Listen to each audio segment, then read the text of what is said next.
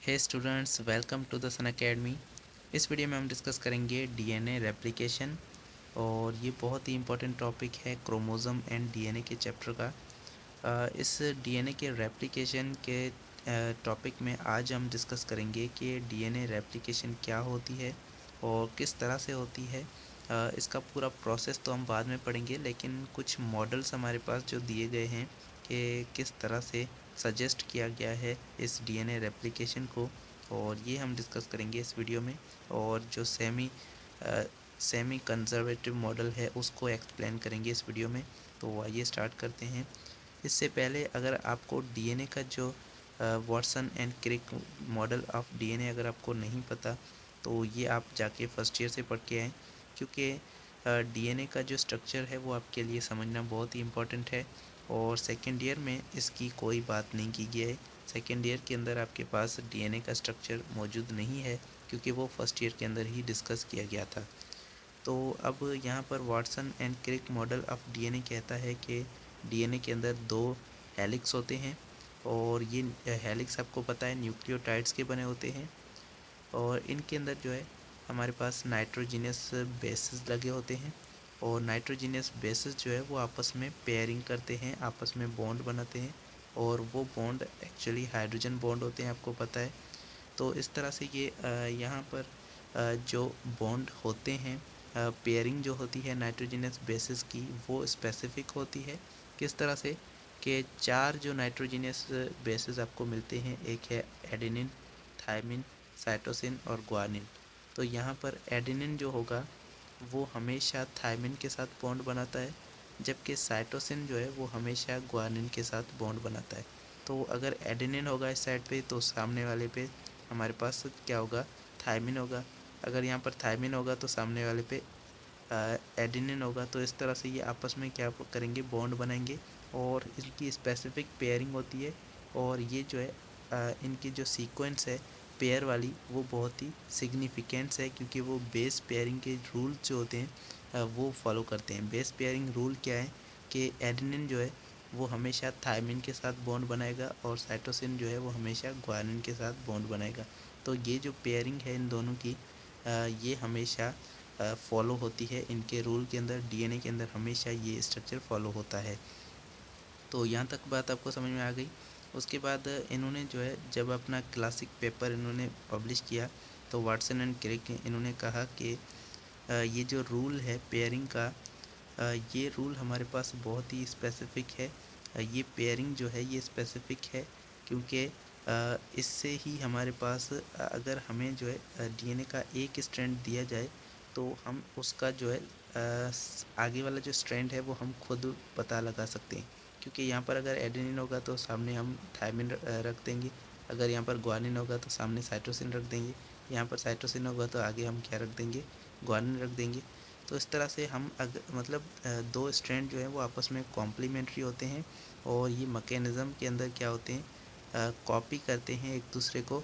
और genetic material इस तरह से कॉपी होता है कि स्पेसिफिक पेयरिंग होती है हमारे पास नाइट्रोजनस बेसिस की, और वो डीएनए के अंदर यहाँ पर कॉपी होते हैं। तो जिस तरह से एक हमारे पास अगर एक हमारे पास स्ट्रैंड गिवन है, अगर एक स्ट्रैंड अगर हमारे पास गिवन है तो दूसरा स्ट्रैंड क्या होगा, उसकी कॉपी होगा, और उसके अंदर जो है अपोजिट जो हैं पेयर्स मौजूद होंगे।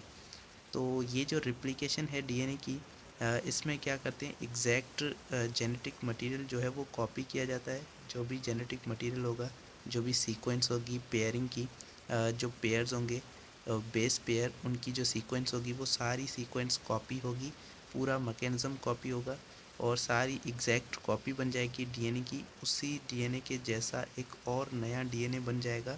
इस प्रोसेस को हम कहते हैं डुप्लीकेशन ऑफ डीएनए, या फिर इसी को हम कहते हैं रेप्लिकेशन ऑफ डीएनए, जिसके अंदर एक डीएनए होगा और वो रेप्लिकेट होगा, उसके उससे जो है एक नया डीएनए बनेगा, और वो डीएनए उसकी एग्जैक्ट कॉपी होगा, उसके जैसा ही होगा, सेम टू सेम होगा।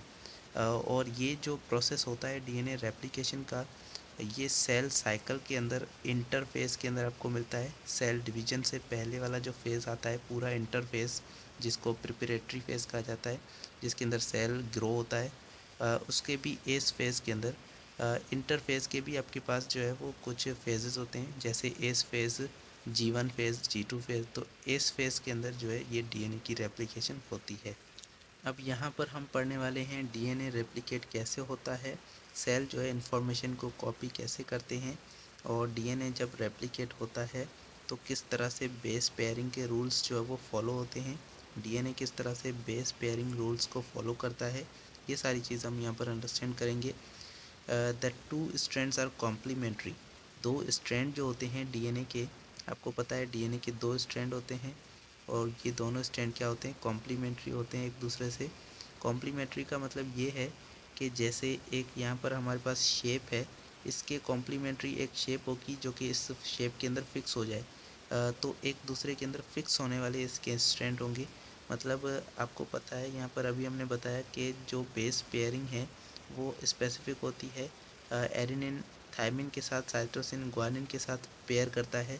तो ऐसे ही डीएनए के अंदर जो है पेयरिंग हमें इस तरह से मिलती है कि अगर आपको एक स्ट्रैंड आपको मिला हुआ हो तो दूसरा स्ट्रैंड आप खुद ब खुद बना सकते हैं। उसका कॉम्प्लीमेंट्री स्ट्रैंड बनाना बहुत ही सिंपल है, क्योंकि एक पेयर अगर हमें पता है, एक सीक्वेंस हमें पता है, तो दूसरी सीक्वेंस हम देखकर बना सकते हैं।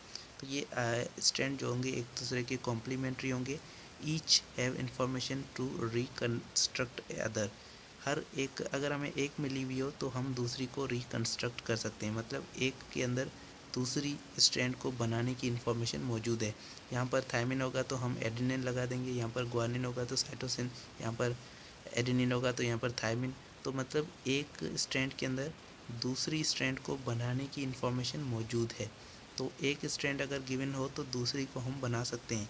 एक जो स्ट्रैंड होगी वो टेम्पलेट के तौर पे वर्क करेगी, मतलब पुरानी जो स्ट्रैंड होगी वो टेम्पलेट के तौर पे वर्क करेगी एक न्यू स्ट्रैंड को बनाने के लिए।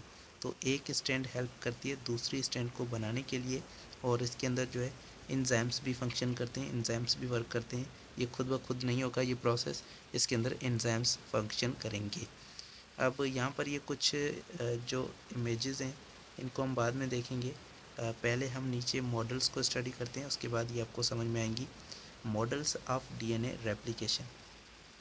अब देखिए रेप्लिकेशन, डीएनए की रेप्लिकेशन ये सेल के अंदर होने वाला, सेल की डिवीज़न के अंदर, सेल साइकिल के अंदर होने वाला एक कॉम्प्लेक्स प्रोसेस है। तो ये कॉम्प्लेक्स प्रोसेस हम डायरेक्टली ना ही देख सकते हैं ना ही इसको समझ सकते हैं। इसको ऑब्ज़र्व करने के लिए हमें बहुत सारे एक्सपेरिमेंट और बहुत सारी चीज़ों की ज़रूरत थी। तो साइंटिस्ट ने इसके मैकेनिज़्म को, इसके पूरे प्रोसेस को समझने के लिए कुछ थ्योरीज़ दी, कुछ मॉडल्स पेश किए। 3 मॉडल डीएनए की रेप्लिकेशन के हिसाब से पेश किए गए। एक है कंजर्वेटिव मॉडल, एक है सेमी कंजर्वेटिव, और एक है डिस्पर्सिव मॉडल। तो 3 जो मॉडल हैं ये अलग अलग तरीके से डीएनए की रेप्लिकेशन को एक्सप्लेन करते हैं, लेकिन इनके अंदर सबसे जो फेमस है वो है सेमी कंजर्वेटिव मॉडल, और यही मॉडल आगे चल के जो है सही साबित हुआ। तो पहले पढ़ते हैं कंजर्वेटिव मॉडल क्या है। कंजर्वेटिव मॉडल जो है ये साइंटिस्ट जिसने पेश किया था उनका कहना ये है कि पेरेंटल जो डबल हेलिक्स होगा वो रिमेन इंटैक्ट, वो सेम टू सेम रहेगा, उसी तरह रहेगा जैसे वो स्टार्ट के अंदर है, और कंजर्व रहेगा, इसीलिए इसको कंजर्वेशन कहते हैं। मतलब कि जो स्ट्रैंड पहले मौजूद था डीएनए का वो वैसे ही रहेगा, सेम टू सेम रहेगा। जो नया डीएनए, जो दूसरा डीएनए बनने जा रहा है वो एग्जैक्ट उसी की कॉपी होगा, लेकिन उसका जो है उस पुराने डीएनए से कोई लेना देना नहीं होगा, लेकिन उसकी वो एग्जैक्ट कॉपी ज़रूर होगा। इसका मतलब ये है कि पुराने डीएनए का कोई पार्ट नए डीएनए के अंदर नहीं मौजूद होगा। नया डीएनए जो है वो एकदम पूरा नया होगा डीएनए। तो इस तरह से न्यू मॉलिक्यूल हमारे पास बनेगा इंटायरली फ्रॉम स्क्रैच। इसके अंदर जो भी मटेरियल यूज़ हुआ है वो बेसिक मटेरियल होगा, स्क्रैच मटेरियल होगा, और पूरा जो डीएनए है ये नया होगा। तो ये कंजर्वेटिव मॉडल कहता है कि पुराना जो डीएनए इसके अंदर होगा वो क्या होगा, कंजर्व होगा, वो डीएनए वैसा ही रहेगा, सेम टू सेम रहेगा। नया जो डीएनए बनेगा वो बिल्कुल ही स्मॉल, जो सिंपल मटेरियल है, स्टार्ट मटेरियल है, उससे ये बनेगा नया डीएनए। तो इस तरह से ये कंजर्वेटिव मॉडल कहलाता है। दूसरा है सेमी कंजर्वेटिव मॉडल। ये मॉडल कहता है कि two strand of parental DNA molecule separate. जब डीएनए की रेप्लिकेशन होगी तो पहले तो डीएनए के जो 2 स्ट्रैंड होंगे वो पहले सेपरेट होंगे, मतलब ये एक ये स्टैंड और एक ये स्टैंड सीधे तो नहीं बल्कि अलग हम बना देते हैं। एक ये हमारे पास ये स्टैंड और दूसरा ये स्टैंड।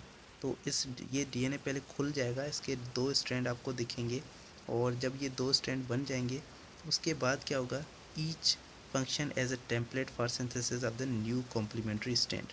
और उसके बाद इसके अंदर क्या होगी, नया जो है इसका कॉम्प्लीमेंट्री स्टैंड जो है वो बनेगा। क्योंकि एक स्टैंड आपको पता है तो आप दूसरा स्टैंड जो है वो खुद ब खुद बना सकते हैं। तो इसके अंदर यहाँ पर जो है दूसरा स्टैंड जो है वो बनेगा, क्योंकि एक की इन्फॉर्मेशन आपके पास मौजूद है, एक स्टैंड आपके पास मौजूद है, तो दूसरा स्टैंड आपके पास बन जाएगा। तो इस तरह से आपके पास ये एक डीएनए बन गया और ये दूसरा डीएनए, मतलब एक डीएनए से आपने 2 डीएनए बना दिए, जिसमें एक स्टैंड क्या पहले पुराना है और दूसरा स्टैंड जो बना है वो नया है। तो 2 डॉटर मॉलिक्यूल्स, ये 2 डॉटर मॉलिक्यूल बन चुके हैं, formed as a result of replication. Each one contains one और old parental strand, old strand and one newly formed DNA strand. तो हर इस डीएनए के मॉलिक्यूल के अंदर एक जो होगा वो क्या होगा, पुराना डीएनए, एक जो होगी वो पुराने डीएनए की स्ट्रैंड होगी, एक जो होगा वो नए डीएनए का स्ट्रैंड होगा। तो हर मॉलिक्यूल के अंदर क्या होगा, एक तो पुराना स्ट्रैंड होगा और एक उसके अंदर नया स्ट्रैंड मौजूद होगा। तो इस तरह से ये जो है मॉलिक्यूल्स, 2 मॉलिक्यूल्स बनेंगे और जो पुराना डीएनए था उसका एक स्ट्रैंड एक डीएनए के अंदर, दूसरा स्ट्रैंड दूसरे डीएनए के अंदर मौजूद होगा और दोनों जो नए बनने वाले डीएनए उनके अंदर एक एक पुराना और एक एक नया स्ट्रैंड मौजूद होगा। तो इस तरह से ये कहना है सेमी कंजर्वेटिव मॉडल का। और इसे सेमी कंजर्वेटिव इसलिए कहा जाता है क्योंकि इसका एक जो स्ट्रैंड था वो क्या है, अभी भी कंजर्व है, वो भी सेम है, लेकिन वो अलग अलग मॉलिक्यूल के अंदर एक एक स्ट्रैंड मौजूद है। तो ये कंजर्व तो हुआ, लेकिन ये क्या हुआ, semi conserve, same to same नहीं है बल्कि, लेकिन एक एक स्ट्रैंड अलग अलग मॉलिक्यूल के अंदर मौजूद है। तो ये हो गया है सेमी कंजर्वेटिव मॉडल। उसके बाद है डिस्पर्सिव मॉडल, जो कि बिल्कुल ही अलग बात कर रहा है कि all 4 strands of DNA after replication have mixture of old and new one DNA. तो ये कह रहा है कि इसके अंदर जो नए जो डीएनए बनेंगे वो सारे मिक्सचर होंगे, उसके अंदर कुछ पार्ट जो है पुराने के भी होंगे, कुछ नए के पार्ट होंगे, कुछ पुराने पार्ट बन रहे होंगे, कुछ पुराने पार्ट पहले से पड़े होंगे, कुछ नए पार्ट बनेंगे नए डीएनए के। इनको आप यहाँ पर इस तरह से देख सकते हैं कि सबसे पहले आपके पास ऊपर जो है वो क्या है, सेमी कंजर्वेटिव मॉडल, जो कि सबसे मशहूर है, जिसके अंदर क्या है, यहाँ पर जो डीएनए है ये पहले जो है खुल जाएगा, अलग अलग 2 स्ट्रैंड हो जाएंगी और उसके बाद जो है उसमें से एक एक स्ट्रैंड जो है नई बनेगी और एक एक पुरानी मौजूद होगी। तो यहाँ पर एक एक आपको डार्क में और एक एक आपको ब्लू में जो नज़र आ रही है वो क्या है, एक पुरानी स्ट्रैंड है इसकी और एक इसमें न्यू स्ट्रैंड बन रही हैं। तो ये 2 जो डीएनए हमारे पास बने हैं ये क्या है, सेमी कंजर्वेटिव डीएनए बन चुके हैं। अब इसके अंदर अब फिर से जब रेप्लिकेशन होगी तो यहाँ पर क्या होगा, एक फिर से पुरानी जो है स्ट्रैंड आएगी और नई स्ट्रैंड बनेगी। तो इसमें एक फिर से पुरानी आ गई और एक नई बन गई। इसमें भी क्या होगा, एक पुरानी एक नई, इसमें एक पुरानी एक नई। तो यहाँ पर पुरानी जो है वो इसमें जो नई थी वो यहाँ पर पुरानी होगी। मतलब इस तरह से यहाँ पर हमारे पास जो बन जाएगी, इसमें क्या होगा, हर जो नया मॉलिक्यूल बनने वाला होगा उसमें एक तो पुराने डीएनए की स्ट्रैंड होगी और दूसरी जो है वो नए डीएनए की स्ट्रैंड होगी, न्यू स्ट्रैंड दूसरी होगी। तो इस तरह से ये सेमी कंजर्वेटिव मॉडल कहलाता है। कंजर्वेटिव मॉडल ये कहता है कि जो मॉलिक्यूल डीएनए का ओरिजिनल मॉलिक्यूल था वो हमेशा सेम रहेगा, सिर्फ उसकी कॉपीज़ जो है वो अलग से बन रही होंगी। उसके बाद डिस्पर्सिव मॉडल कहता है कि इसके अंदर क्या होता है, सारे डिस्पर्जन हो जाएगी, मॉलिक्यूल जो होंगे वो डिफरेंट तरह से बन रहे होंगे और डीएनए के जो पार्ट्स हैं वो अलग अलग से कहीं पर नए, कहीं पर जो है कोई पार्ट्स ओल्ड मौजूद होंगे, कोई जो है न्यू पार्ट्स मौजूद होंगे एक ही मॉलिक्यूल के अंदर। तो ये डिस्पर्सिव मॉडल का कहना है। अब आते हैं replication of DNA is semi conservative. तो अब हम सेमी कंजर्वेटिव मॉडल को जो है थोड़ा सा एक्सप्लेन करते हैं कि ये एक्चुअली ये सही है, क्योंकि कुछ साइंटिस्ट ने जो है इस मॉडल को प्रूफ भी किया है। तो उन साइंटिस्ट के एक्सपेरिमेंट को भी पढ़ेंगे। The process of DNA suggested by Watson and Crick. Actually ये जो सेमी कंजर्वेटिव मॉडल था ये वाटसन एंड क्रिक ने यहाँ पर सजेस्ट किया था और इन्होंने ही डीएनए का स्ट्रक्चर हमारे पास सजेस्ट किया है। तो इन्होंने ये वाला प्रोसेस रेप्लिकेशन का सजेस्ट किया और इसको सेमी कंजर्वेटिव इसलिए कहते हैं क्योंकि एक राउंड में जो रेप्लिकेशन के जो डुप्लेक्स है वो कंजर्व तो नहीं रहता, लेकिन उसमें एक जो स्टैंड होती है वो ओल्ड रहती है और एक जो है उसके अंदर न्यू बनती है। और ये वाटसन एंड क्रिक ने जो प्रेडिक्शन की है ये 1858 के अंदर की, और इसके अंदर उसके बाद जो है साइंटिस्ट हमारे पास मौजूद थे। 1958 के अंदर कुछ साइंटिस्ट आए और उनका नाम था मैथ्यू मैसेल्सन, और दूसरा हमारे पास है फ्रैंक स्टाहिल, और इन्होंने जो है कैलिफोर्निया इंस्टीट्यूट ऑफ टेक्नोलॉजी के अंदर इन्होंने जो है एक्सपेरिमेंट किया और इनको वेरीफाई किया वाटसन एंड क्रिक के मॉडल को। अब इन्होंने क्या किया, यहाँ पर ये पूरा प्रोसेस लिखा हुआ है कि इन्होंने एक बैक्टीरिया लिया और उन बैक्टीरिया को जो है पहले ग्रो किया एक ऐसे रीजन के अंदर, एक ऐसे इन्वायरमेंट के अंदर जहाँ पर नाइट्रोजन मौजूद थी, और वो थोड़ी सी हैवी नाइट्रोजन थी, और वो नाइट्रोजन का आइसोटोप वहाँ पर था N15 आइसोटोप, थोड़ा सा हैवी आइसोटोप था। तो वहाँ पर जब वो बैक्टीरिया रहने लगे तो उनके अंदर जो डीएनए मौजूद था वो डीएनए रेप्लिकेट हुआ, और रेप्लिकेट हुआ तो उसके अंदर इन्वायरमेंटल फैक्टर्स भी आने लगे। और जब एक स्टैंड पुरानी और जब नई स्टैंड बन रही थी तो वो नई स्टैंड क्या आ रही थी, उसमें जो आ रहे थे नाइट्रोजन जो आ रही थी वो नाइट्रोजन N15 थी। तो इसी वजह से वो क्या था, थोड़ा सा हैवी आइसोटोप था, इसीलिए डीएनए थोड़ा सा डेंसर होने लगा। उसके बाद जब आगे ज़्यादा टाइम तक वो बैक्टीरिया उसके अंदर रहा तो उस बैक्टीरिया का जो डीएनए था वो थोड़ा सा डेंसर और थोड़ा सा हैवियर लगा, मतलब डेंसर डीएनए उसका बन गया, और उस डीएनए की डेंसिटी बढ़ गई, तो उसका जो डीएनए था उसके अंदर मौजूद था वो क्या था, डेंसर था। उसके बाद उन्होंने क्या किया, उस N15 के अंदर रहने वाले बैक्टीरिया को फिर से उन्होंने वापसी ला दिया उस नॉर्मल इन्वायरमेंट के अंदर, जहाँ पर जो नाइट्रोजन थी वो क्या थी, N14 थी, और N15 वाले आइसोटोप से अब उस बैक्टीरिया को वापसी नॉर्मल के अंदर N14 के अंदर जब लाया गया, तब उन्होंने देखा कि जो डीएनए है वो जब रेप्लिकेशन कर रहा था हर न्यू सेल के अंदर, हर न्यू रेप्लिकेशन के बाद उसके अंदर उसकी डेंसिटी के अंदर चेंजिंग इन्होंने देखी। अब ये चेंज इन्होंने किस तरह से देखा, तो आप इस एक्सपेरिमेंट को यहाँ पर समझ सकते हैं कि सबसे पहले स्टार्ट के अंदर इन्होंने जो है ये इन्वायरमेंट जो लिया है ये N15 वाला इन्वायरमेंट है, और यहाँ पर जो इन्होंने जब डीएनए को देखा तो डीएनए क्या था, दोनों N15 के स्ट्रैंड वाला डीएनए था, मतलब डीएनए के अंदर दोनों स्ट्रैंड क्या हैं, N15 वाले हैं। इनके अंदर नाइट्रोजन जो मौजूद है वो N15 है, और ये थोड़ा सा हैवी डीएनए है क्योंकि ये नाइट्रोजन जो है ये हैवी है और ये इसका हैवियर आइसोटोप है। पहली जब रिप्लिकेशन हुई डीएनए की तो जो नए सेल बने उनमें जब इन्होंने देखा तो वहाँ पर जो डीएनए था उसकी डेंसिटी थोड़ी सी कम हो गई, और क्योंकि अब बैक्टीरिया नॉर्मल की तरफ आ रहा है और यहाँ पर N14 का आइसोटोप जो है मौजूद है नॉर्मल इन्वायरमेंट के अंदर, तो यहाँ पर जो रेप्लिकेशन के बाद जो सेल बना उसके अंदर जो डीएनए मौजूद था उस डीएनए की डेंसिटी थोड़ी सी कम थी और इंटरमीडिएट डेंसिटी थी। पहले ज़्यादा डेंसर था, अब ये थोड़ा सा कम डेंसर है।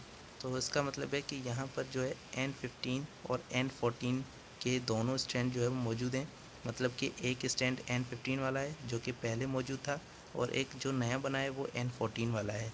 तो इसका मतलब है कि यहाँ पर सेमी कंजर्वेटिव मॉडल जो है वो शो कर रहा है कि एक स्ट्रैंड जो है वो पुराना मौजूद है और एक यहाँ पर क्या बन रहा है, नया बन रहा है इस नए डीएनए के अंदर। उसके बाद फर्दर इन्होंने देखा, जब दूसरी रिप्लिकेशन हुई तो उसमें इन्होंने देखा कि यहाँ पर हमारे पास जो डीएनए बन रहा है उस डीएनए के अंदर क्या हो रहा था कि उसकी डेंसिटी और कम हो गई, और जहाँ पर जो हमारे पास सेल बने थे उनके अंदर क्या था, एक के अंदर तो बिल्कुल भी यहाँ पर हमें दो टाइप्स के मिले, कि एक ऐसे सेल थे जिनके अंदर जो डीएनए था उनकी डेंसिटी बिल्कुल ही नॉर्मल थी, और एक ऐसे थे जिनके अंदर जो डेंसिटी थी वो थोड़ी ज़्यादा थी नॉर्मल से। तो इसका मतलब है कि इसके अंदर फिर से N15 वाला अभी थोड़ा सा आइसोटोप मौजूद है, और एक स्टैंड इसके अंदर नॉर्मल वाला है, और एक इसके अंदर N15 वाला जो कि थोड़ा हैवियर आइसोटोप था नाइट्रोजन का, उसका डीएनए इसके अंदर मौजूद है। तो फिर से आगे देख सकते हैं आप, जब थर्ड रिप्लिकेशन हुई तो उसके अंदर भी इन्होंने देखा कि बाकी सारे आपको नॉर्मल मिले, और एक ऐसा आपको मिला जिसके अंदर जो है N15 वाला भी अभी आइसोटोप मौजूद था। तो इसका मतलब है कि हर बार जो रेप्लिकेशन हो रही है उसके अंदर जो पुराना जो बैक्टीरिया है उसका एक स्टैंड आ रहा है और एक स्टैंड जो है हर बार न्यू बन रहा है। तो इस तरह से ये सेमी कंजर्वेटिव मॉडल को वेरीफाई किया गया। 2 साइंटिस्ट ने किया, मेसेल्सन और स्टाइल ने, और इन्होंने जो है इस पैराग्राफ को जो है आप यहाँ पर अब पढ़ लीजिएगा यहाँ से। और ये सिंपल में लिखा हुआ है कि सबसे पहले आपके पास जो बैक्टीरिया था वहाँ वो N15 से N14 के अंदर जब आया तो वहाँ पर उसकी फर्स्ट रेप्लिकेशन जब हुई तो उसके अंदर उन्होंने देखा कि यहाँ पर जो डेंसिटी थी बैक्टीरिया की वो थोड़ी सी कम हो गई और थोड़ी सी डिक्रीज़ हो गई, और वैल्यू जो हो गई वो बिटवीन हो गई। किसके किसके बिटवीन? एक तो हायर आइसोटोप और एक तो लोअर के, मतलब बीच में इंटरमीडिएट डेंसिटी आ गई उस डीएनए की। उसके बाद जब दूसरी रेप्लिकेशन हुई तो इन्होंने देखा कि वहाँ पर 2 क्लासेस उन्हें ऑब्ज़र्व हुई। एक ऐसे थे जिसमें जो है वो लाइटर आइसोटोप था, मतलब डीएनए की डेंसिटी कम हो गई, और एक ऐसा था जिसमें डीएनए की डेंसिटी क्या थी, नॉर्मल थी, मतलब ज़्यादा भी नहीं थी और इतनी ज़्यादा कम भी नहीं थी, नॉर्मल थी। इसका मतलब है कि ओल्ड का भी एक स्ट्रैंड इसके अंदर मौजूद था। तो ये वही बातें हैं जो कि हमने आपको पहले बताई, तो यहाँ से आप थोड़ा सा स्टडी कर सकते हैं। तो ये था आज का लेक्चर। होपफुली आपको ये लेक्चर पसंद आया होगा। मिलते हैं नेक्स्ट वीडियो में, और नेक्स्ट वीडियो में हम डीएनए की रेप्लिकेशन का पूरा प्रोसेस जो है वो हम पढ़ेंगे। तो मिलते हैं नेक्स्ट वीडियो में। Thank you so much. अल्लाह हाफिज़।